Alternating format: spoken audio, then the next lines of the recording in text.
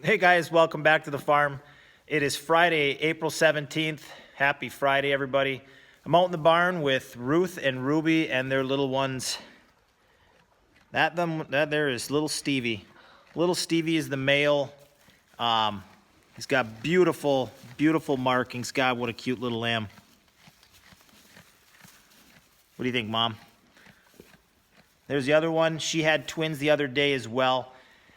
We didn't make it out in time, guys. The weather got cold. It was 10 degrees that night. We didn't think she was going to have her lambs just yet, so we didn't get out here on time. One of them didn't make it, so we're left with one beautiful little female from her. She's over in the back there laying. She's got a little sweater on her. It's been cold at night, but it's warming up today. It's about 40 degrees, maybe 42 degrees.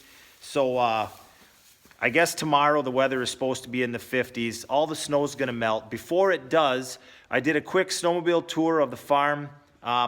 It's not a great tour, but I'll condense it down so you can enjoy a couple of shots of snowmobiling around the farm in the Upper Peninsula in April. I hope you enjoy.